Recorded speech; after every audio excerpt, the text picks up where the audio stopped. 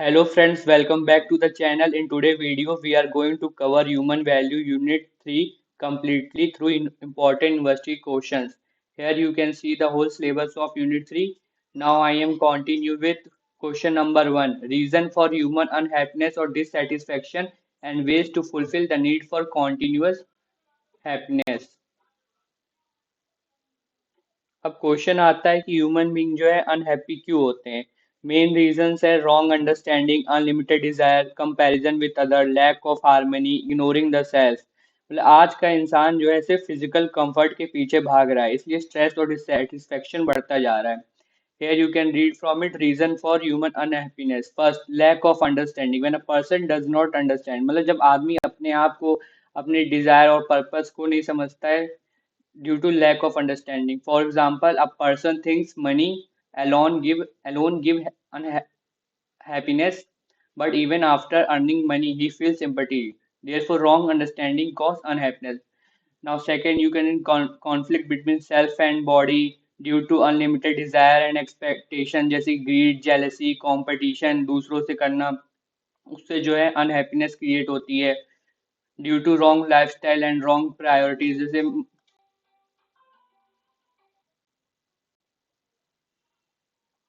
now this Now, number five is lack of harmony in relationship. Without trust, respect and proper behavior, मतलब बिना trust, respect और proper behaviour के ना ही आप अपनी फैमिली के साथ रह सकते हैं, ना सोशल सोसाइटी में रह सकते हैं। इससे क्या होगी, आपको मेंटल टेंशन डेवलप होगी।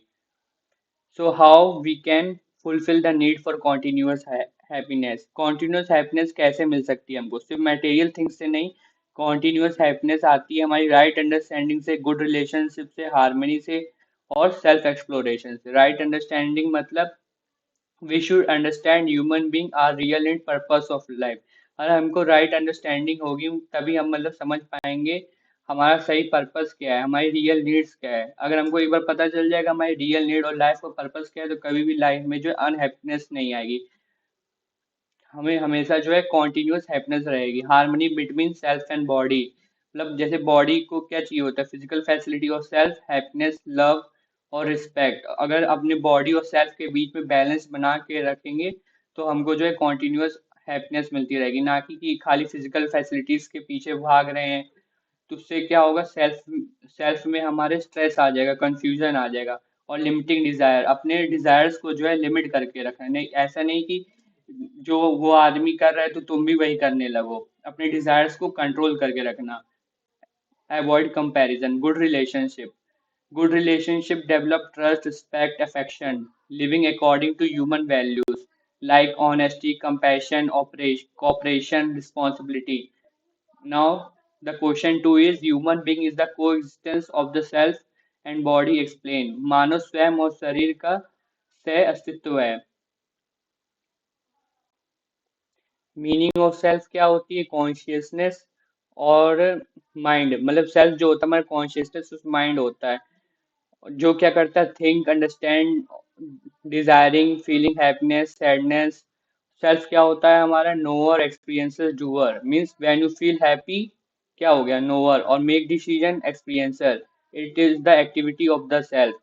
बॉडी क्या होती है हमारी, फिजिकल, जैसे eye, hand, brain, legs, other organ. Body is only instrument use by the self. मतलब सेल्फ जो है ऑर्डर देगा और उस ऑर्डर को जो है आप अपनी बॉडी की हेल्प से परफॉर्म कर सकते हैं, जैसे कि writing, walking, etc are the activity perform by the body. ये तो हो गया सेल्फ और बॉडी के बारे में थोड़ा सा।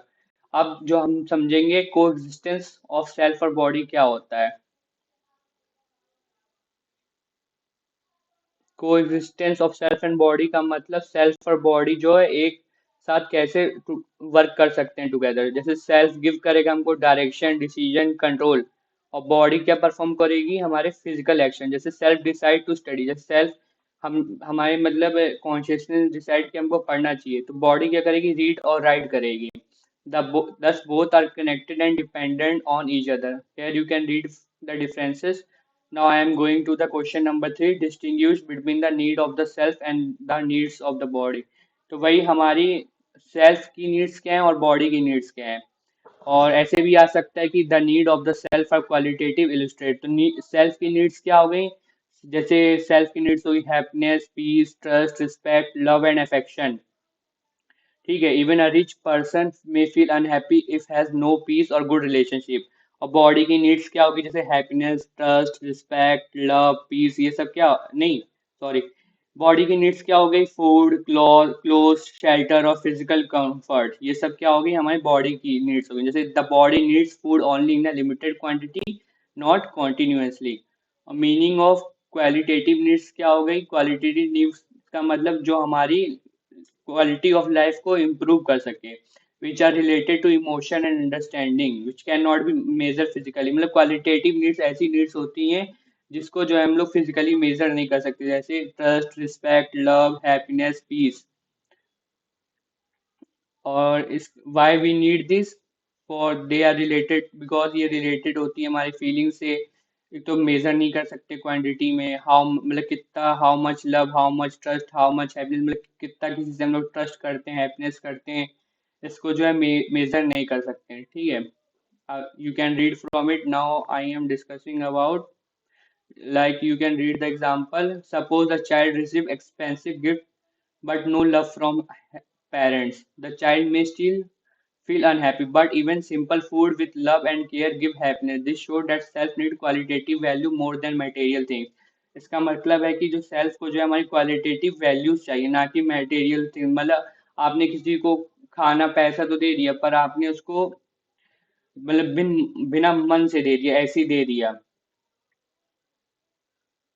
खाली फॉर्मेलिटी करने के लिए आपने कर दी, तो क्या होगा, वो कभी हैप्पी नहीं होगा। अगर आप दिल से वो काम करेंगे तो वो जरूर हैप्पी होगा। तो this show that self needs qualitative values. Now you can read from. और क्वांटिटेटिव नीड्स क्या हो गई, जैसे फूड, क्लोथ, शेल्टर, जिसको हम लोग मेजर कर सकते हैं, वो क्या हो गई हमारी quantitative needs. Now I am going to the question number 4। I is a consciousness unit while the body is a material examine. I is a conscious unit मतलब वही self consciousness, real experiencer inside the human being, जो think करता है, understand करता है, और जिसकी कुछ इच्छाएं होती हैं, डिजायरिंग, इच्छा करता है। वही वही ये सेल्फ, और इसमें भी आप वही सेल्फ और बॉडी के बारे में लिख सकते हैं। जैसे बॉडी क्या होगी, हमारे material unit, physical, visible, made up of material, high end, difference between I and body, relationship between I and body, जैसे कि I and body work together, I control और गाइड्स, और बॉडी क्या करती है, वो फिजिकल एक्शन को perform कर सकती है। इस क्वेश्चन में भी आप वही सारी चीजें लिख सकते हैं। Now I am going to question number 5। How the need of the self are continuous in time and limited in quantity while those of the body are not. मतलब स्वयं की आवश्यकता समय में निरंतर और मात्रा में सीमित कैसे होती हैं, जबकि शरीर की आवश्यकताएं ऐसी नहीं होती। नीड्स ऑफ द सेल्फ, जैसे the self is a conscious entity, जैसे बताया था आपको मैंने, उसको क्या चाहिए होता है, happiness, love, trust, respect, peace. ये this needs are continuous in time पर लिमिटेड इन क्वांटिटी। मतलब जो सेल्फ की नीड्स होती है हमारे टाइम में कॉन्टिन्यूअस होती है, टाइम में पर लिमिटेड होती है। मतलब हमारी लाइफ में जैसे कि हैप्पीनेस, लव, ट्रस्ट कुछ ही समय के लिए रहता है। So the needs of the self is continuous in time. The self always want happiness and peace. Like a person want respect every day, trust continuously, happiness all the time. These needs never stop with time. Example, if someone respect you today, you will still want respect tomorrow also. Thus the need of the self remain continuous. जैसे कि आज आपकी कोई respect कर रहे हैं, तो आप चाहेंगे कि कल भी वो आपकी रिस्पेक्ट करे। तो ये क्या हो गया, कॉन्टिन्यूअस इन टाइम। तो सेल्फ को जो है हमेशा, तो सेल्फ की नीड जो है हमेशा कॉन्टिन्यूअस होती है टाइम में, और बट लिमिटेड इन क्वांटिटी। मतलब self does not need unlimited happiness और अनलिमिटेड रिस्पेक्ट। मतलब आप किसी से बहुत सारी हैप्पीनेस और रिस्पेक्ट नहीं चाहते हैं, अगर वो स्मॉल अमाउंट में भी हो, जैसे कि even true love, real trust और ऑनेस्ट रिस्पेक्ट, तो उसी में आप खुश हो जाएंगे। तो सेल्फ की जो होती है क्वांटिटी, तो सेल्फ की जो नीड्स होती हैं लिमिटेड होती हैं क्वांटिटी में। जैसे one true friend is enough to make a person happy. अगर आपका एक ही दोस्त है, वही आपको हैप्पी रखने के मतलब बहुत सारे फ्रेंड्स आपको नहीं चाहिए हैप्पी रखने के, अगर आपके पास एक ही ट्रू फ्रेंड है, अच्छा दोस्त है, तो वो भी आपको हैप्पी रख सकता है। There for the need of the self are limited in quantity, पर needs of the body, food water cloth shelter physical facility, body की नीड्स जो होती हैं नॉट कॉन्टिन्यूअस होती है टाइम, मतलब जैसे आपने खाना खाया तो कुछ देर के लिए जो है आपको भूख नहीं लगेगी, तो क्या है नीड्स जो है कॉन्टिन्यूअस नहीं होती टाइम में, जैसे after eating food one the body remain satisfied for some time, thus body need arise only at certain interval. अब बॉडी की नीड्स जो होती हैं नॉट लिमिटेड इन क्वांटिटी, मतलब बॉडी की जो नीड्स होती हैं लिमिटेड नहीं होती हैं, जैसे कि जितना ज़्यादा पैसा कमाएंगे और जैसे कि हाउस खरीदेंगे, कपड़े खरीदेंगे, उतनी आपकी इच्छाएं बढ़ती जाएंगी और खरीदें और खरीदें, इसलिए बॉडी की नीड्स जो होती हैं लिमिटेड नहीं होती हैं क्वांटिटी में। जैसे human often continue increasing physical comfort and material facility. This create more desire, more consumption, more accumulation. Example, person may continuously want bigger house, more cloth, new gadgets. Now I am moving to question 6. Describe various activities of self and body. तो activity of self क्या होगी? Self जो होती है हमारी conscious unit है, तो इसकी एक्टिविटीज क्या होगी? जैसे mind, thought, feelings, understandings. Number one desire, self create desire and wishes, waiting to study travel और बिकम सक्सेसफुल। मतलब सेल्फ की क्या क्या एक्टिविटीज हो सकती हैं आपकी माइंड की? Desire, thinking, expectation, understanding. ठीक है, self understand right and wrong, truth and reality, ये सब you can read from it. ये सब क्या है? सेल्फ की एक्टिविटीज हैं ये सब। ठीक है, feeling happiness, sadness, the self experience emotion and feeling, decision making, this all are the activities of the self. और एक्टिविटी ऑफ द बॉडी क्या होगी? जैसे physical action, walking, running, writing, eating. ठीक है, सेंसरी एक्टिविटीज जैसे eye see, ears hear, nose smell, tongue taste. Biological activity हो गई breathing, digestion. You can read the difference between activity of self and body. तो आप जो है, so you can see that what is the activity of the self and the body. Now I am moving to the question number 7. Define sensations. तो sensation का मतलब क्या होता है? सेंसेशन का मतलब कि जो भी हमारे सेंस ऑर्गन्स होते हैं उनके थ्रू टेम्परेरी फीलिंग, जैसे टेस्टी फूड, म्यूजिक, परफ्यूम। ठीक है, सेंसेशन आर द फीलिंग और experience receive through sense organ of the body, वही जो मैंने आपको बताया, जैसे कि they arise when our senses come in contact with external object, जैसे कि हमने कुछ टेस्टी फूड खाया, म्यूजिक सुना। ठीक है, sensation are temporary physical feeling experience through. Sensation जो होती है हमारी टेम्पररी फीलिंग्स होती है, मतलब जैसे हमने कुछ फूड खाया तो जब तक खा रहे हैं तभी तक उसका जो है टेस्ट रहता है। It can come from eyes, ear, nose, tongue, skin. Example of sensations: sweet taste from tongue, pleasant smell from flower, hearing music through eyes. Now, characteristics of sensation: they are related to the body, they are temporary, they depend on sense organ, they give physical pleasure or discomfort. Now, I am moving to what is imagination. Imagination का मतलब है mind में image create करना। ठीक है, जैसे imagination is the activity of the self in which a person create thought, images और ideas in the mind without direct physical reality, जो हम लोग रोज करते ही रहते हैं imagination. Now imagination imagination body की तो एक्टिविटी हो नहीं सकती कि बॉडी से इमेजिन करना चालू कर दें। तो इमेजिनेशन जो है एक्टिविटी होती है हमारे सेल्फ से जो हमें हेल्प करता है अपने फ्यूचर के बारे में सोचने के, नई न्यू आइडियाज सोचने के लिए, कोई सिचुएशन विजुअलाइज करने की। इमेजिनेशन पॉजिटिव, निगेटिव, रियलिस्टिक और अनरियलिस्टिक भी हो सकता है। Like example of imagination: imaging success in exam, thinking about future career, imaging a beautiful house, creating new inventions. These all are the characteristics of the imagination. It is a conscious activity of the self. It happens in the mind. Okay, now I am going to question number 9. How recognizing and fulfilling in the self depends upon knowing or assuming. So, to understand this question, we have to understand the two important terms knowing and assuming. So, what is knowing? मतलब knowing का मतलब क्या होता है? किसी चीज को knowing का मतलब होता है किसी चीज को प्रॉपरली समझना, एक्सपीरियंस और राइट अंडरस्टैंडिंग के थ्रू ट्रस्ट को वेरीफाई करना। मतलब knowing mean understanding something correctly through self exploration experience and right understanding, जैसे कि if a person understands that real happiness come from trust respect and peace, then this is called knowing। और assuming क्या होता है? assuming का मतलब होता है मानना, मतलब assume करना। assuming means accepting something without proper understanding, मतलब बिना किसी प्रॉपर अंडरस्टैंडिंग और नॉलेज के कुछ भी एज्यूम कर लेना। For example, many people assume that money, expensive car or luxury life alone can give complete happiness, but after बहुत सारे लोग समझते हैं कि मनी एक्सपेंसिव कार जो है कंप्लीट हैप्पीनेस दे सकती है, but after getting all this things many people still feel unhappy. So this assumption become wrong. मतलब कितना भी पैसा कमा ले, लग्जरी लाइफ हो, पर बहुत सारे पीपल जो थे अनहैप्पी रहते हैं। तो ये क्या है? ये assumption जो होता है हमारा रॉन्ग होता है। Now let's connect this with the self. Self को क्या चाहिए होता है हमारा? सेल्फ को हैप्पीनेस पीस लव रिस्पेक्ट और सेटिस्फेक्शन चाहिए होता है।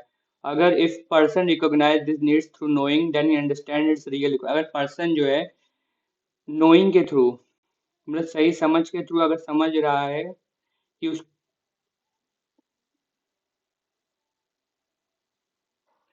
मतलब अगर पर्सन नोइंग के थ्रू इन नीड्स को रिकॉग्नाइज करता है तो वो अपनी रियल नीड्स समझने लगता है। जैसे as a result unnecessary desires कम होती हैं, स्ट्रेस कम होता है, हार्मनी डेवलप होती है।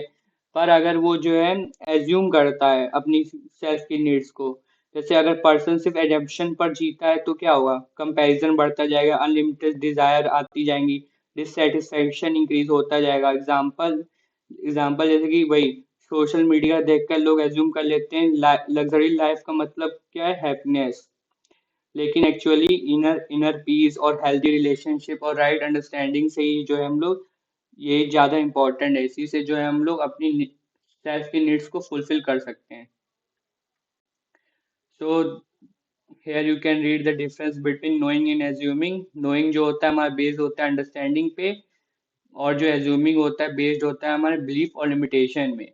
अगर हम लोग प्रॉपर कोई चीज जानते हैं तो उससे क्या होगी? वो क्लैरिटी होगी, हार्मनी होगी, कॉन्टिन्यूस हैप्पीनेस होगी। और खाली एज्यूम करते रहेंगे तो क्या होगा? कन्फ्यूजन होगा, कॉन्ट्रडिक्शन होगा, और खाली टेम्परेरी सेटिस्फेक्शन मिलेगी। Now I am going to question 10। Explain the activities of realization and understanding. How do they lead to harmony in the activities of I? To understand this question, we have to understand first that I मतलब self, यानी I जो है हमारी एक conscious unit, मतलब conscious entity होती है। जैसे कि सेल्फ की कुछ इंपॉर्टेंट एक्टिविटीज होती हैं: डिजायर, थॉट, एक्सपेक्टेशन, रियलाइजेशन और अंडरस्टैंडिंग। इसमें जो है रियलाइजेशन और अंडरस्टैंडिंग बहुत इंपॉर्टेंट एक्टिविटीज हैं, बिकॉज इसकी हेल्प से जो है हम लोग हार्मनी क्रिएट करते हैं। तो रियलाइजेशन का मतलब क्या होता है? रियलाइजेशन का मतलब होता है किसी ट्रूथ को अंदर से फील करना, इंटरनली एक्सेप्ट करना। मतलब ये सिर्फ कोई इंफॉर्मेशन नहीं होती बल्कि इनर एक्सेप्टेंस होती है। जैसे कि अगर आप इंटरनली फील करते हो कि ट्रस्ट इंपॉर्टेंट है, ऑनेस्टी सही है, रिस्पेक्ट होना चाहिए, तो ये क्या हुआ? रियलाइजेशन। और अंडरस्टैंडिंग का मतलब क्या होता है? अंडरस्टैंडिंग का मतलब होता है किसी चीज को क्लियरली और लॉजिकली समझना। अंडरस्टैंडिंग की हेल्प से हम लोग क्या कर सकते हैं? राइट और रॉन्ग आइडेंटिफाई कर सकते हैं और प्रॉपर डिसीजन ले सकते हैं। ये क्या हो गई? हमारी अंडरस्टैंडिंग।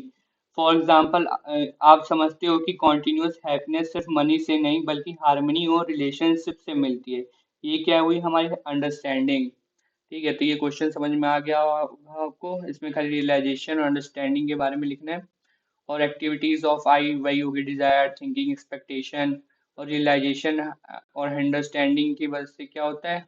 हार्मनी आती है। अगर हमको प्रॉपर रियलाइजेशन और अंडरस्टैंडिंग हो तो इट लीड्स टू हार्मनी। मतलब कोई भी कंफ्यूजन नहीं होगी, कंफ्यूजन नहीं रही होगी, तुमको अपनी रियल नीड्स, गोल और करेक्ट वैल्यू पता होगी। It bring clarity in thoughts, it create balance in desire and expectation, it lead to continuous happiness. ठीक है। Now I am moving to question number 11. How do sensation and preconditioning influence our imagination? So to understand this question, first we have to understand the three terms. What is sensation, preconditioning और imagination? Sensation का मतलब जो feeling हम sense organ से मिलती है, जैसे पहले आपको बताया था मैंने वीडियो में, जैसे tasty food, music, perfume, luxury things. और प्री कंडीशनिंग क्या होती है? प्री कंडीशनिंग का मतलब होता है पहले से बनी हुई या बिलीफ्स या एजम्पशंस।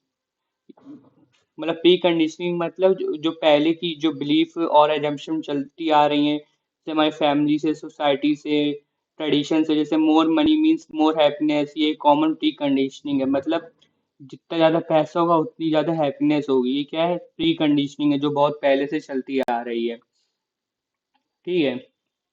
जैसे believe that expensive things always bring happiness. अब इससे जो है हमारी इमेजिनेशन कैसे, और इमेजिनेशन क्या हो गया? माइंड में इमेजिन आइडिया क्रिएट करना, जैसे फ्यूचर इमेजिन करना, सक्सेस। तो अब देखते, अब हमको सेंसेशन और प्री कंडीशनिंग दोनों हमारी इमेजिनेशन को इन्फ्लुएंस कैसे करती हैं। तो influence of sensation on imagination मतलब जब हम कोई अट्रैक्टिव चीज देखते हैं तो इमेजिनेशन स्टार्ट हो जाती है। जैसे हमने कोई कार देखी, ठीक है, तो क्या वो इमेजिन इमेजिन करने लगती है कि काश हमारे पास भी ऐसी कार होती। आपने एक लग्जरी कार का जैसे एडवर्टीजमेंट देखा और आप इमेजिन करने लगते हैं काश मेरे पास भी ये होगी। ये एग्जांपल में भी लिखा, ठीक है। तो और ये क्या हो गया? सेंसेशन। सेंसेशन मतलब आंखों से आपने देखा चीज और आप सोचने लगे, तो ये क्या, आपकी इमेजिनेशन को इन्फ्लुएंस कर रही है। और प्री कंडीशनिंग कैसे इन्फ्लुएंस करेगी हमारे इमेजिनेशन को? मतलब सोसाइटी और मीडिया में ऑलरेडी कुछ बिलीफ दे देती है, जैसे कि अगर सोसाइटी बोलती है कि बिग हाउस सक्सेस, तो इंसान वही इमेजिन करने लगता है। ठीक है। तो प्री कंडीशनिंग मतलब जैसे बिग हाउस सक्सेस, ये क्या है? पहले से चलता आ रहा है। If society says success means wealthy only, a person imagine happiness only through money। मतलब अगर जो पहले से आइडिया चलता आ रहा है,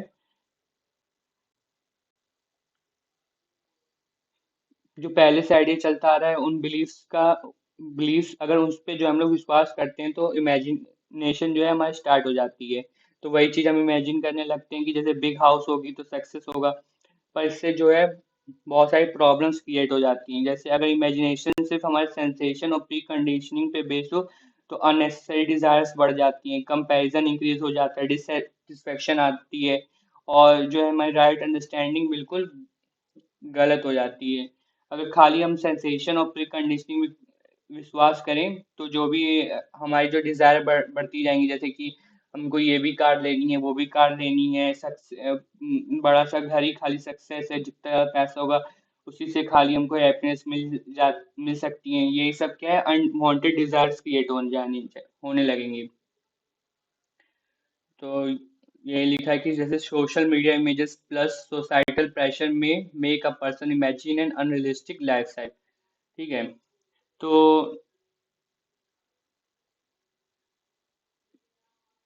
तो इससे बचने के लिए हमको क्या है? नीड चाहिए, मतलब राइट अंडरस्टैंडिंग की नीड्स चाहिए। मतलब अगर हमारे पास राइट अंडरस्टैंडिंग होगी तो हम लोग जो है कुछ भी ब्लाइंडली इन्फ्लुएंस में नहीं आएंगे, रियलिटी को समझेंगे और सेल्फ एक्सप्लोरेशन करेंगे। राइट अंडरस्टैंडिंग की हेल्प से जो हम लोग पॉजिटिव, मीनिंगफुल और बैलेंस बना सकते हैं। तो अगर राइट अंडरस्टैंडिंग होगी तो इमेजिनेशन और प्री कंडीशनिंग की नहीं, सेंसेशन और प्री कंडीशनिंग जो है आपकी इमेजिनेशन को डिस्टर्ब नहीं कर सकती हैं। मतलब अनवांटेड डिजायर और ये सब क्रिएट नहीं कर सकती हैं। Now here the unit number 3 is completed. Now I am going to start the unit 4। इसी वीडियो में सब करवा दे रहा हूँ। Okay, so you can read the syllabus of unit number 4। Now I am starting from the question number 1। What do you mean by inner evaluation? What are the need purpose of inner evaluation? So to understand this question, first we have to understand what do you mean by inner evaluation। Inner evaluation क्या होता है? Inner evaluation का मतलब होता है खुद को अंदर से चेक करना, अपने जैसे कि अपने थॉट्स, फीलिंग, डिजायर और एक्शंस को जो है इवैल्यूएट करना। मतलब इनर इवैल्यूएशन का सिंपल मतलब होता है कि सेल्फ चेकिंग, ये जो होता है एक सेल्फ चेकिंग प्रोसेस होता है। मतलब सेल्फ चेकिंग प्रोसेस को ही क्या बोलते हैं, इनर इवैल्यूएशन। जैसे कि जो हम सोच रहे हैं वो सही है या नहीं, जो हम कर रहे हैं वो हार्मनी क्रिएट कर रहा है या नहीं, खुद को अंदर से चेक करना, यही क्या हुआ है हमारा सेल्फ इनर इवैल्यूएशन हुआ। जैसे कि अगर आप किसी से गुस्सा होने वाले हैं और अंदर से चेक करते हो ये सही है कि नहीं, मतलब गुस्सा करना इस टाइम पे सही है कि नहीं, तो ये क्या हुआ इनर इवैल्यूएशन। तो इनर इवैल्यूएशन का पर्पस क्या होता है हमारा, इनर इवैल्यूएशन अगर हम लोग अपने आप को अच्छे से समझ लेंगे तो उससे क्या होगा, हमको अंडरस्टैंड टू, तो क्या है हम अपने आप को अच्छे से अंडरस्टैंड कर पाएंगे, खुद को समझ में अब मतलब इनर इवैल्यूएशन हेल्प करता है हमको खुद को समझने में, अपनी रियल नीड्स आइडेंटिफाई करने में, डेवलप करने में, राइट अंडरस्टैंडिंग को रिमूव करने, to remove confusion, to achieve harmony and happiness, to improve relationships. ठीक है, जैसे to remove confusion and contradiction, it reduce mental conflict, stress, wrong assumption, to achieve continuous happiness, harmony, to improve relationships and behavior. It helps develop trust, respect, and good conduct. So, inner evaluation means checking ourselves from within. Its main purpose is self-understanding, right understanding, removing confusion, developing harmony and happiness. मतलब human values हमें क्या सिखाता है, पहले खुद को समझो फिर लाइफ ऑटोमेटिकली बेटर होने लगती है, यही जो होता है inner evaluation. Okay, now I am moving to question number 2, what is self exploration, its content and process, और briefly describe the process of self exploration with diagram। तो ऐसा आप ये डायग्राम बना के आ सकते हैं पेपर में, सेल्फ एक्सप्लोरेशन, फिर natural acceptance, experiential validation, right understanding, right feelings, harmony and happiness. तो सेल्फ एक्सप्लोरेशन का मतलब क्या होता है, खुद को समझना, मतलब अपने अंदर के ट्रूथ को वेरीफाई करना और राइट अंडरस्टैंडिंग डेवलप करना। मतलब सिंपल वर्ड्स में बताऊं तो knowing your self is called self exploration. फिर से रिपीट कर देता हूँ, knowing your self is called self exploration. इस प्रोसेस में इंसान चेक करता है कि मैं कौन हूँ, मेरी रियल नीड्स क्या है, हैप्पीनेस किस चीज़ से मिलती है और लाइफ का पर्पस क्या है। जैसे कि अगर एक पर्सन खुद से पूछता है क्या मनी ही हैप्पीनेस है, क्या अगर रिलेशनशिप को क्या एंगर रिलेशनशिप को डैमेज करता है, और फिर उसको जो है इंटरनली वेरीफाई करते हैं, तो ये क्या हुआ सेल्फ एक्सप्लोरेशन।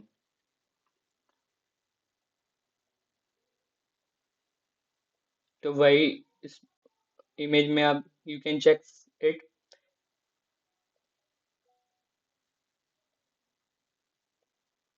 तो आप इस इमेज से भी समझ सकते हैं सेल्फ एक्सप्लोरेशन मतलब अपने आप को अंडरस्टैंड करना।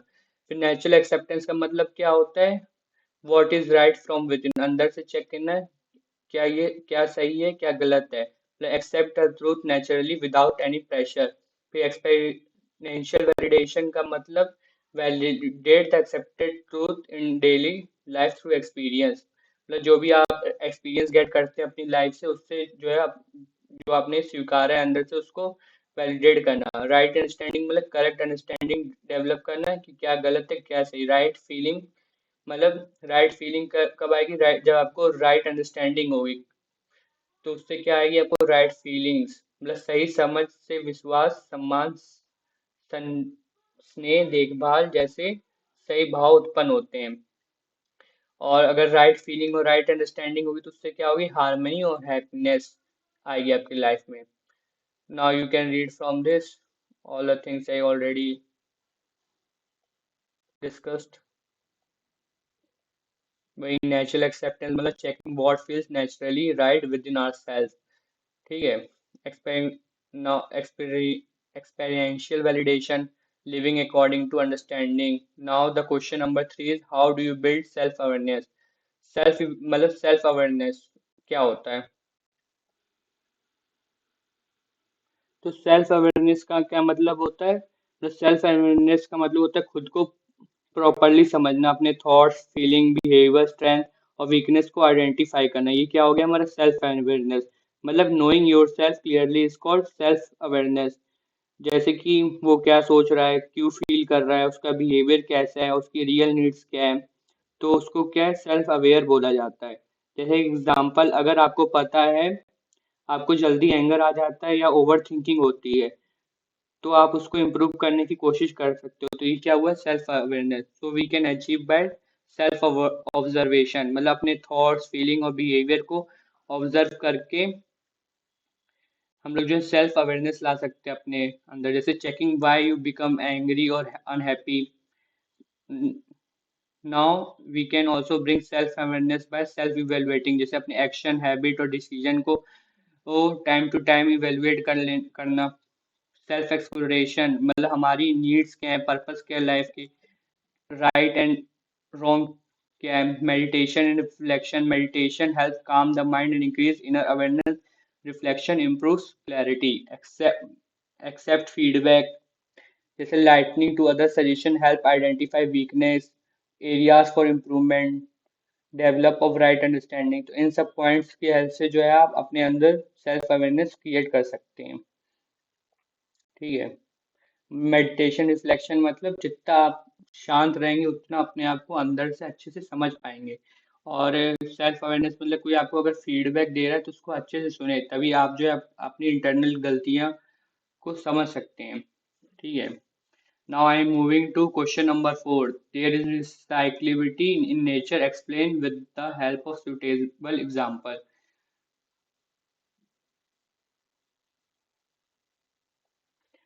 रिसाइक्लिबिलिटी रिसाइक्लेबिलिटी का मतलब क्या होता है, जैसे नेचर में चीजों का कॉन्टिन्यूसली रीयूज होना या साइकिल के फॉर्म में रिपीट होना। नेचर में कुछ भी परमानेंटली वेस्ट नहीं होता है, जैसे कि एक प्रोसेस का आउटपुट दूसरे प्रोसेस का क्या है, इनपुट बन जाता है। इसी वजह से नेचर जो है बैलेंस रहती है। जैसे एग्जांपल वाटर साइकिल, जैसे कि you can check that process that ocean और रिवर्स का वाटर इवोपरेट होता है, फिर क्लाउड्स बन जाता है, फिर क्या होती है, रेन होती है,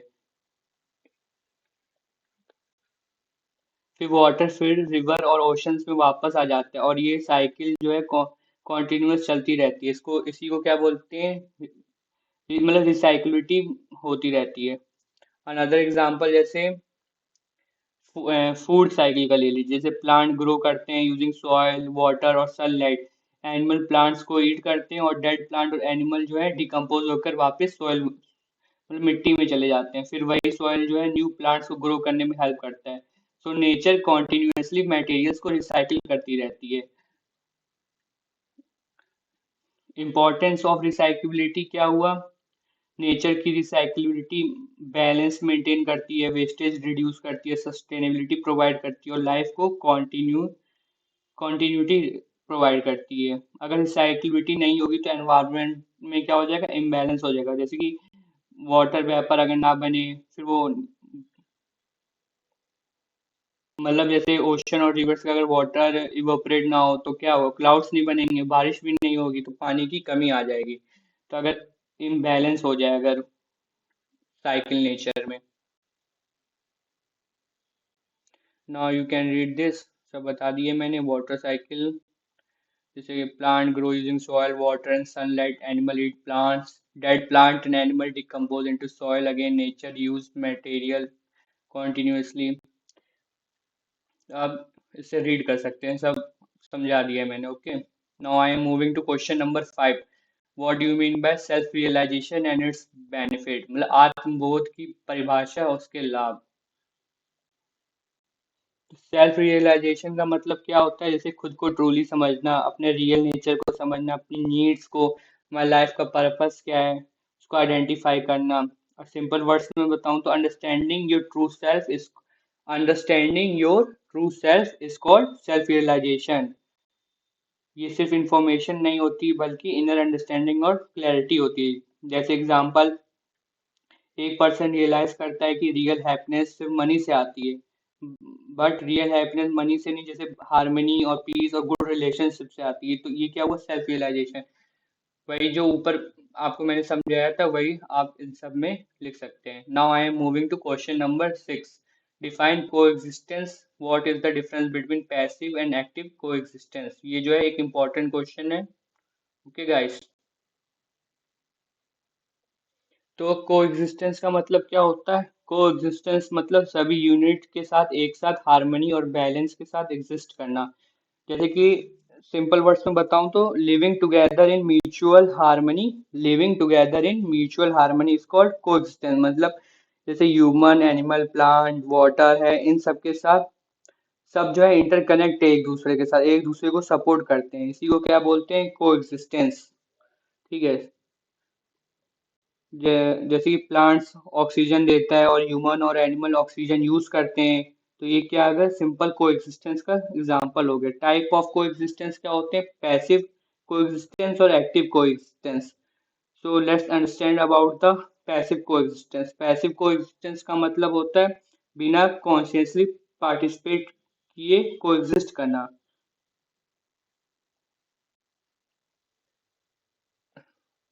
मतलब पैसिव कोएग्जिस्टेंस का मतलब होता है ये जो है नेचुरली को एग्जिस्ट करते हैं, ले पर जो है कॉन्शियसली एक्शन परफॉर्म नहीं करते। जैसे कि रिवर, माउंटेन, ये जो बेसिकली हमारे मटेरियल यूनिट में आते हैं, जैसे कि माउंटेन, रिवर, सॉयल, ये जो क्या है नेचर में एग्जिस्ट तो करते हैं पर जो है कोई एक्टिव खुद से जो है कोई एक्टिविटी नहीं परफॉर्म करते हैं।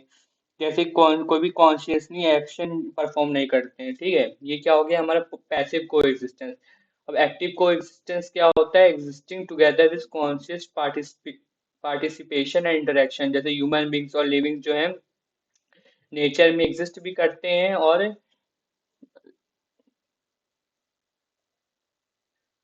और कॉन्शियस पार्टिसिपेशन भी करते हैं। मतलब एक्टिव कोएग्जिस्टेंस में जैसे ह्यूमंस आ गए, एनिमल्स आ गए, human maintaining relationship with trust and cooperation.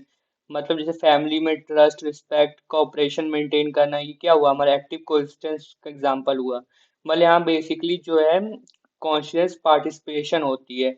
जैसे जो हमारा पैसिव कोएग्जिस्टेंस था उसमें क्या है? अवेयरनेस नहीं होती, पर एक्टिव कोएग्जिस्टेंस जो होता है इसमें अवेयरनेस भी होती है, कॉन्शियसली हार्मनी भी मेंटेन करते हैं, एक्टिवली जो पार्टिसिपेट करते हैं वो क्या हुआ? हमारा active coexistence. You can check the difference between passive and active coexistence. Passive में क्या है? कोई भी कॉन्शियस पार्टिसिपेशन नहीं होती है, पर एक्टिव में कॉन्टिन्यूअस पार्टिसिपेशन होती है, जैसे ट्रस्ट, रिस्पेक्ट करना, हार्मनी बनाना, एक दूसरे के साथ मिलकर काम करना। ये क्या है? फिजिकल यूनिट्स में फाउंड होता है, जैसे मटेरियल यूनिट हो गया, सॉइल, वाटर, और ये किसमें? लिविंग बीइंग्स में। इसमें खाली नेचुरल एग्जिस्टेंस होता है, मतलब खाली ये एग्जिस्ट करता है, पर ये क्या है? म्यूचुअल इंटरेक्शन और रिस्पॉन्सिबिलिटी होती है, जैसे ह्यूमन इन सोसाइटी और पैसिव में mountain, rivers. Now I am moving to question number 7। What is harmony in nature and why it is important to attain harmony in nature? It is also an important question.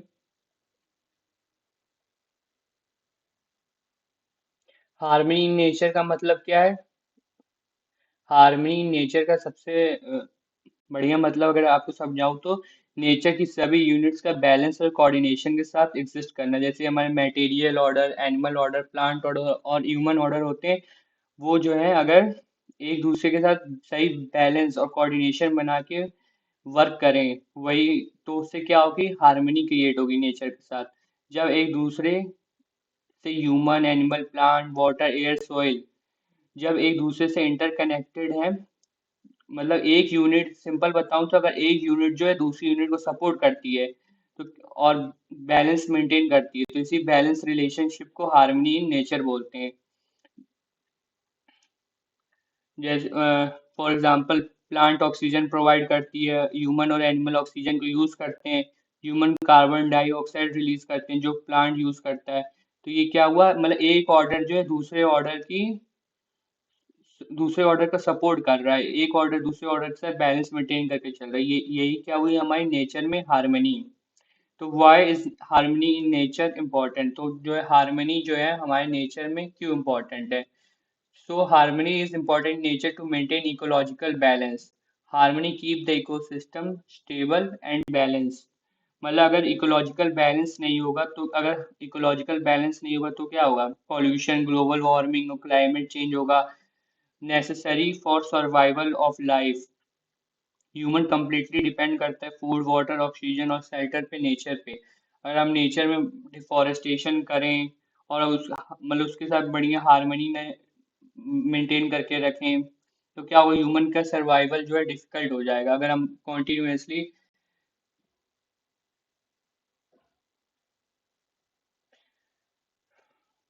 अगर continuously जो है हम लोग सारी चीजें use करते रहेंगे, तो एक समय ऐसा आएगा कि वो खत्म हो जाएंगी। तो क्या आएगा, ह्यूमन सर्वाइवल डिफिकल्ट हो जाएगा। Now number 3 is prevent environmental problems, वही होगी पॉल्यूशन, डिफोरेस्टेशन और ग्लोबल वार्मिंग अगर होगी तो क्या होगा, लैक ऑफ मतलब एक ऑर्डर जो है दूसरे ऑर्डर के साथ हार्मनी डिस्टर्ब हो जाएगी। Now number 4 is ensure sustainable development, harmony help proper use and conservation of natural resource. वही लिखा है, अगर नेचुरल रिसोर्स का हम लोग कंजर्वेशन ना करें तो फ्यूचर जनरेशन के लिए कुछ भी अवेलेबल नहीं रह पाएगा। क्रिएट पीस एंड हैप्पीनेस, मतलब जब ह्यूमन नेचर के साथ हार्मनी में रहता है तो स्ट्रेस कम होता है, एनवायरमेंट भी हमारा हेल्दी रहता है और लाइफ पीसफुल होती है। ठीक है, जैसे अगर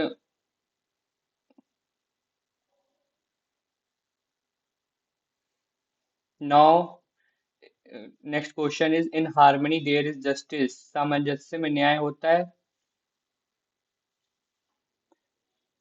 हार्मनी का मतलब क्या होता है, बैलेंस, म्यूचुअल अंडरस्टैंडिंग और पीसफुल रिलेशनशिप। मतलब जब थॉट्स, बिहेवियर और रिलेशनशिप प्रॉपर बैलेंस में होते हैं तो क्या है, हार्मनी एग्जिस्ट करती है। जस्टिस का मतलब क्या होता है, फेयरनेस, राइट ट्रीटमेंट और सबको इक्वल रिस्पेक्ट देना, मतलब हर पर्सन को उसका प्रॉपर वैल्यू और रिस्पेक्ट मिलना ही जस्टिस है। अब हार्मनी कैसे क्रिएट कर सकती है जस्टिस को, मतलब जहाँ हार्मनी होगी वहाँ नेचुरली क्या होगा, ट्रस्ट, रिस्पेक्ट, इक्वालिटी और कॉपरेशन होगा होगा और जब ये वैल्यूज आती है तो जस्टिस जो है ऑटोमेटिकली डेवलप होता है। जैसे कि अगर फैमिली में ट्रस्ट, रिस्पेक्ट और प्रॉपर कम्युनिकेशन है तो फाइट और मिसअंडरस्टैंडिंग्स जो है कम होंगी। हर मेंबर जो है इंपॉर्टेंस, केयर और फेयरनेस के साथ रहेगा।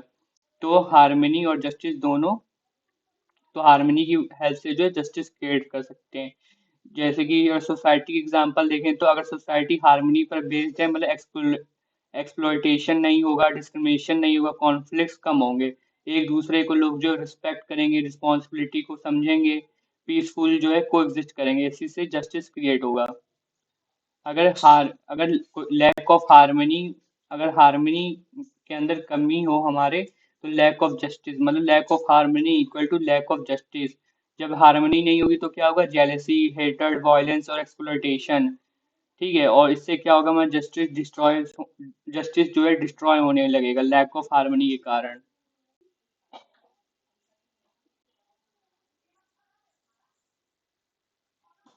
Now I am moving to question number 8. Human beings are very important aspect of nature. तो ह्यूमन बींग्स जो है नेचर में क्यों इम्पोर्टेंट, इनका एस्पेक्ट जो है क्यों इम्पोर्टेंट है। ह्यूमन बींग जो है नेचर का ही पार्ट है, जैसे कि अदर्स ऑर्डर जैसे प्लांट, एनिमल, वाटर, लेकिन ह्यूमन जो है दूसरी यूनिट से डिफरेंट होते हैं। ह्यूमंस के पास क्या होती है, कॉन्शियसनेस होती है। जैसे ह्यूमन थिंक कर सकते हैं, अंडरस्टैंड, डिसीजन ले सकते हैं, हार्मनी मेंटेन कर सकते हैं। So human have intelligence and understandings. Human जो है नेचर को अच्छे से अंडरस्टैंड कर सकते हैं, एनालाइज कर सकते हैं, प्रोटेक्ट कर सकते हैं, जो बाकी एनिमल और प्लांट जो है मोस्टली नेचर सिस्टम फॉलो करते हैं, लेकिन ह्यूमन जो है कॉन्शियसली चूज कर सकता है। So importance of human beings in nature वही लिखा है, humans are consciousness unit responsible for harmony, proper utilization of resources, protection of nature, source of development.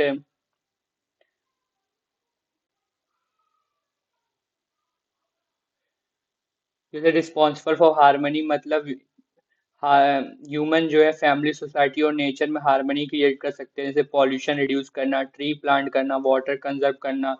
Humans use natural resources, मतलब humans जो है science, technology और industry का जो है डेवलप कर सकते हैं प्रॉपर नेचर की रिसोर्सेज का यूज करके। प्रोटेक्शन ऑफ नेचर मतलब ह्यूमन जो है प्लांट्स को प्रोटेक्ट कर सकते हैं, पॉल्यूशन कम कर सकते हैं, रिसोर्सेज को कंजर्व कर सकते हैं। और सोर्स ऑफ डेवलपमेंट वही हो गया कि टेक्नोलॉजी और इंडस्ट्रीज को डेवलप कर सकते हैं यूजिंग नेचर रिसोर्सेज। ओके, तो now the conclusion is human beings are important aspect of nature because they have the ability to understand, protect and maintain harmony in existence. Now I am Now I am going to start the unit number 5. Here you can read the whole syllabus of unit number 5. Now let's start with question number 1. Explain different aspect of all encompassing resolution and human values. तो resolution के बारे में मैंने unit 1 में भी समझाया था, पर मैं इस यूनिट में भी बता रहा हूँ। तो रेजोल्यूशन रेजोल्यूशन का मतलब क्या होता है?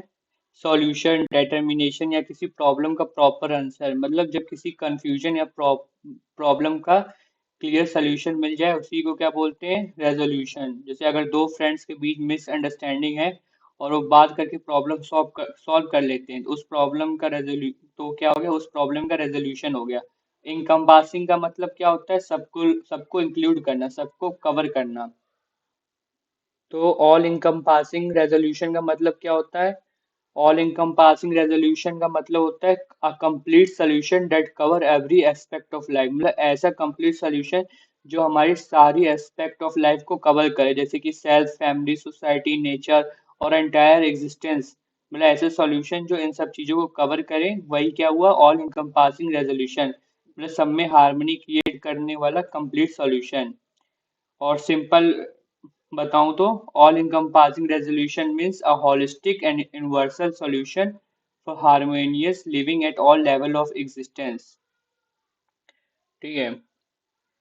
तो ये भी वही लिखा है कि ऑल encompassing resolution मतलब with in self, family, society, system में सब में हार्मनी क्रिएट करने वाला complete solution. Different aspects of all encompassing resolution।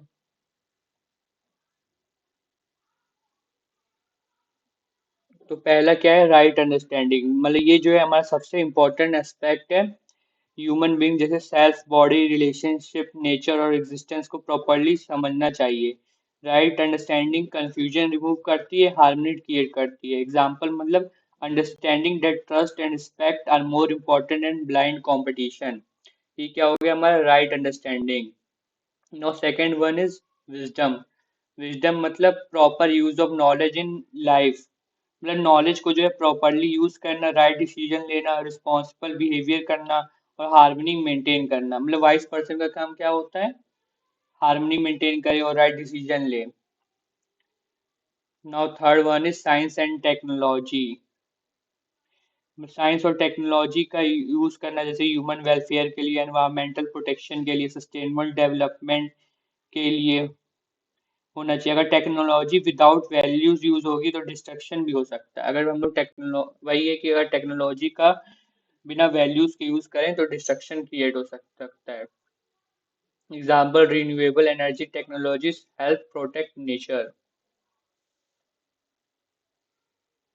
मतलब different aspect of all encompassing resolution का मतलब क्या होता है कि इम्पोर्टेंट, मतलब different aspect of all encompassing resolution means that different important areas that together create complete harmony in life।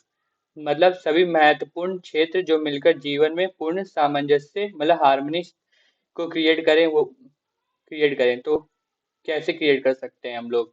इसके अंदर आता है right understanding, wisdom, human values, harmony in relationship, science and technology, human relationship, harmony with nature.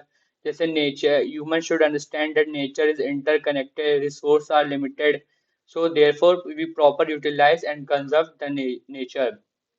Participation in large order, बाकी human beings should contribute positively toward family, society, nature and nation। This participation leads to universal harmony। So conclusion, you can read the conclusion that all encompassing resolution provide a holistic way of living based on right understanding, wisdom, human values, harmony with nature and society, and it leads to continuous happiness, prosperity, peaceful coexistence, entire existence। Okay, now I am moving to question number 2. What are four dimensions of human being and four level of human existence? तो four dimension of human beings क्या होती हैं? Body, mind, intellect और soul. Four level of human existence क्या होती है? Individual, family, society, nature. Body मतलब जिसको जो फिजिकल एग्जिस्ट करती है, जिसके हेल्प से हम लोग जो है वर्ल्ड के साथ इंटरेक्ट कर सकते हैं। माइंड मतलब centre of thoughts, emotion, feelings. ठीक है। इंटेलेक्ट मतलब power of understanding, discrimination and decision making, बुद्धि। सोल मतलब real, I internal, conscious, conscious conscious and the source of life.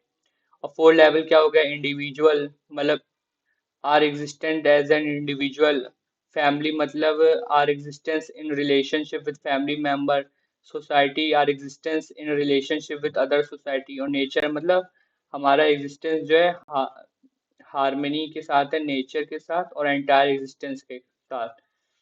Now you can simply read from this four dimension of human beings. Four dimension of human beings क्या हुए, realization, thought, behaviour और work. तो first realization मतलब inner understanding, truth और reality. Thought मतलब process of thinking and analysing.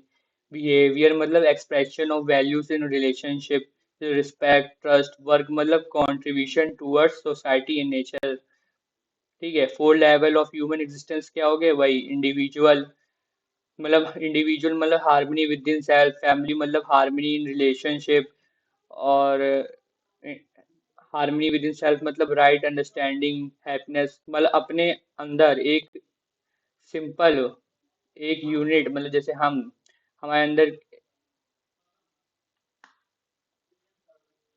मतलब हमारे अंदर जो हार्मनी कैसे आ सकती है हमारे सेल्फ में, राइट अंडरस्टैंडिंग, हैप्पीनेस और बैलेंस मेंटेन करके सेल्फ और बॉडी। और फैमिली के साथ जो है हम हार्मनी कैसे मेंटेन कर सकते हैं, ट्रस्ट, रिस्पेक्ट, लव। सोसाइटी के साथ कैसे कर सकते हैं, जस्टिस, कोऑपरेशन और म्यूचुअल सपोर्ट बना के। और नेचर के साथ एनवायरनमेंट, नेचुरल एग्जिस्टेंस और एनवायरनमेंट, नेचुरल रिसोर्स और एंटायर एग्जिस्टेंस के साथ बैलेंस बना के। Now the question number 3 is realisation and understanding are essential for happiness and harmony, explain.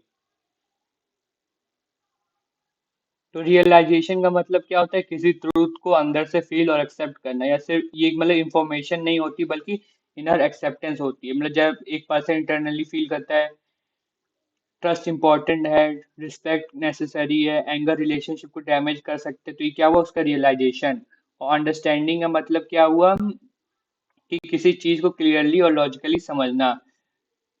तो so why the realisation and understanding are essential for happiness. अब मैं main concept समझाता हूँ। Here you can read about the realization and understanding। अब जो मैं आपको main concept बताता हूँ कि रियलाइजेशन और अंडरस्टैंडिंग जो है इंसेंशियल क्यों है हैप्पीनेस से।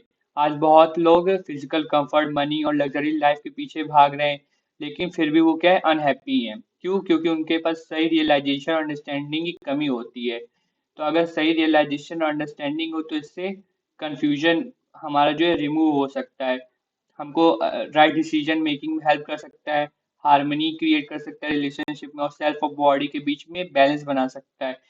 और all this lead to a continuous happiness. और टेम्परेरी प्लेजर और कॉन्टिन्यूस हैप्पीनेस में डिफरेंस समझाता है, अगर हमको प्रॉपर रियलाइजेशन और अंडरस्टैंडिंग हो। सो अगर ह्यूमन वैल्यूज के पर्सपेक्टिव से देखें तो रियलाइजेशन और अंडरस्टैंडिंग जो है एक हार्मोनियस लाइफ का फाउंडेशन होता है। इनके बिना पीस, हार्मनी और कॉन्टिन्यूस हैप्पीनेस जो है पॉसिबल नहीं है। ठीक है। Now I am going to question number 4, what are the solution to the current problem of human beings. This are also the मतलब ये क्वेश्चन भी जो है बहुत इंपॉर्टेंट है। तो इस क्वेश्चन को समझने से पहले हमको समझना पड़ेगा कि ह्यूमन बीइंग्स जो है आजकल कौन कौन सी प्रॉब्लम फेस कर रहे हैं। जैसे कि आज सोसाइटी में बहुत सारी प्रॉब्लम है, जैसे stress, depression, conflict, corruption, violence. But लोग जो है क्या है, फिजिकली कंफर्टेबल हैं बट क्या मेंटली पीसफुल नहीं है। आजकल मतलब ये सारी प्रॉब्लम्स, लोग जो है फिजिकली कंफर्ट होंगे, पैसा तो है, घर भी है, पर जो है मेंटली पीसफुल नहीं है। क्योंकि आजकल क्या हो रहा है कि बहुत सारे लोगों में क्या है, स्ट्रेस हो रहा है, डिप्रेशन हो रहा है, कॉन्फ्लिक्ट है, और हमारी सोसाइटी में करप्शन है। तो main reason behind this problems क्या क्या हो गए, मतलब lack of right understanding, materialistic thinking करने की वजह से, unlimited desires, lack of harmony, wrong lifestyles. तो ये क्या हो गई हमारे ह्यूमन बींग्स में आजकल, ये सब प्रॉब्लम्स है। मतलब ये सारी रीजंस के कारण जो है ह्यूमन बींग्स।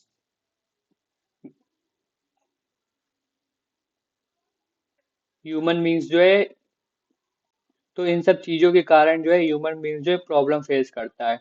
अब इसके सॉल्यूशन क्या हुआ? Solution to current human problem, जिसे राइट अंडरस्टैंडिंग एंड एजुकेशन, मतलब सबसे इम्पोर्टेंट सॉल्यूशन राइट अंडरस्टैंडिंग्स। अगर किसी भी ह्यूमन को जो है राइट अंडरस्टैंडिंग होगी, तो उससे क्या होगा, उसके you self relationship nature and को एग्जिस्टेंस के बीच में अगर प्रॉपर अंडरस्टैंडिंग होगी तो कोई भी कंफ्यूजन और कॉन्फ्लिक्ट कम होने लगेगा, नहीं आएगा। सो परमानेंट चेंजेस जो है सिर्फ एक्सटर्नल चेंजेस से नहीं आएंगी, बल्कि इनर अंडरस्टैंडिंग से आएगी। Now the second one is self exploration. Self exploration का मतलब खुद को इवेलुएट करना चाहिए, अपनी रियल नीड्स को समझना चाहिए। इससे क्या होगा, हमारा स्ट्रेस रिड्यूस होगा और हार्मनी डेवलप होगी। ठीक है। Now number three is human values in relationship.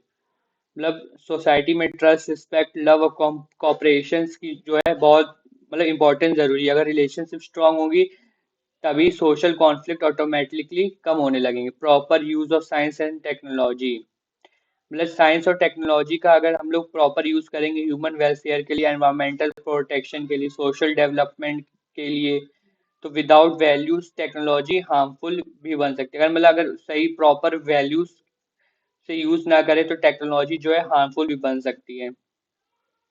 ना हार्मनी इन नेचर, अगर ह्यूमंस को नेचर का एक्सप्लोइटेशन स्टॉप नहीं करेंगे तो क्या होगा, पॉल्यूशन, ट्री प्लांट पॉल्यूशन होगा और प्रॉपर यूज नहीं हो पाएगा रिसोर्सेज का। अगर नेचर के साथ हार्मनी बनाए रखेंगे तो क्या हो, जैसे कि तो अगर हार्मनी बनानी है नेचर के साथ तो हमको अवॉइड करना पड़ेगा ओवर एक्सप्लोइटेशन, प्रोटेक्ट करना पड़ेगा नेचुरल रिसोर्सेज को, और रिड्यूस करना पड़ेगा पॉल्यूशन को। बैलेंस लाइफस्टाइल, अब balance lifestyle include limited physical needs, ethical behaviour और मेंटल पीस। अगर इन सारे स्टेप्स को हम लोग फॉलो करते हैं तो जो है हम लोग तो जो हमारी करंट ह्यूमन प्रॉब्लम्स हैं उनकी तो जो करंट ह्यूमन प्रॉब्लम्स है उनको हम लोग दूर कर सकते हैं, मतलब कम कर सकते हैं, अगर इन सारे स्टेप्स को हम लोग फॉलो करें। Now the second question is discuss briefly the holistic way of living, explain the dimension that helps to develop vision of holistic approach. It is also an important question. So what do you mean by holistic living?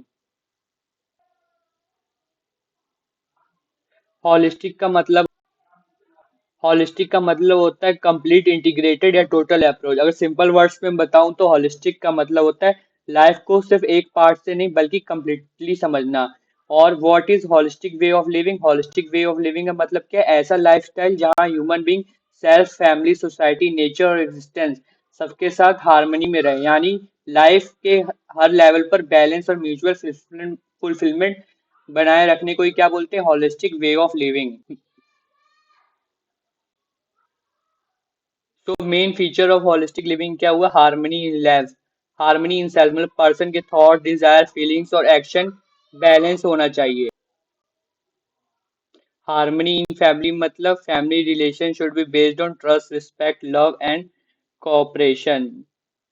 मतलब strong family होगी तभी क्या होगी, strong society. और harmony in society का मतलब harmony should work, human should work for justice, equality और mutual support. Harmony with nature मतलब use resource properly, protect environment, मतलब पॉल्यूशन रिड्यूस करना चाहिए, रिसोर्स प्रॉपरली यूज करना चाहिए, नेचर प्रोटेक्ट करना चाहिए। ठीक है। Responsible work and participation, holistic living में वर्क का पर्पस सिर्फ मनी अर्न करना नहीं होता है। होलिस्टिक लिविंग में वर्क का पर्पस सिर्फ मनी अर्न करना नहीं होना चाहिए, मतलब सोशली यूजफुल भी होना चाहिए, रिस्पॉन्सिबल होना चाहिए और ह्यूमन वेलफेयर के लिए बेनिफिशियल होना चाहिए। तो dimension of helping holistic vision क्या होगा, रियलाइजेशन, मतलब ट्रूथ को इंटरनली फील और एक्सेप्ट करना। सेकंड क्या हुआ हमारा, थॉट, थॉट का मतलब प्रॉपर थिंकिंग और एनालिसिस, मतलब राइट डिसीजन लेने में हमको हेल्प करता है, लॉजिकली समझने में। थर्ड क्या हुआ, बिहेवियर, बिहेवियर मतलब वैल्यूज को रिलेशनशिप में एक्सप्रेस करना। इसमें इंक्लूड होता है ट्रस्ट, रिस्पेक्ट, अफेक्शन और कॉपरेशन, मतलब गुड बिहेवियर हार्मनी क्रिएट करता है। Okay. Now number four is work and participation. Work का मतलब सोसाइटी और लार्जर ऑर्डर में पॉजिटिव कंट्रीब्यूशन करना, जैसे ह्यूमन बींग्स को responsible for work, social participation और ह्यूमन वेलफेयर के लिए काम करना चाहिए। अब ये सारे डायमेंशन जो है हॉलिस्टिक विजन को कैसे कंप्लीट कर सकते हैं। ये 4 डायमेंशन हमको हेल्प करते हैं सेल्फ को अंडरस्टैंड करने में, रिलेशनशिप इंप्रूव करने में, सोसाइटी में हार्मनी क्रिएट करने में और नेचर के साथ बैलेंस मेंटेन करने में, यानी they create complete understanding of life. So the unit number 5 is, अच्छा एक और क्वेश्चन बचा है। So trace the step for personal evaluation in transition to the holistic alternatives. तो वही क्या हुआ, फर्स्ट हुआ self awareness, second right understanding, right feeling, right action, harmony in relationship, holistic living, continuous growth. तो step for personal evaluation क्या हो गया, self exploration, मतलब अपने आप को समझना अंदर से, अंडरस्टैंडिंग वन सेल्फ इवैल्यूएशन, अपने थॉट्स डिजायर और बिहेवियर को समझना, right understanding, development of human values, trust, respect और लव और कॉपरेशन से कर सकते हैं। Harmony in self and family, मतलब बैलेंस बनाए रखना सेल्फ और फैमिली के बीच में। रिस्पॉन्सिबल पार्टिसिपेशन इन सोसाइटी, मतलब इंडिविजुअल कंट्रीब्यूट पॉजिटिवली।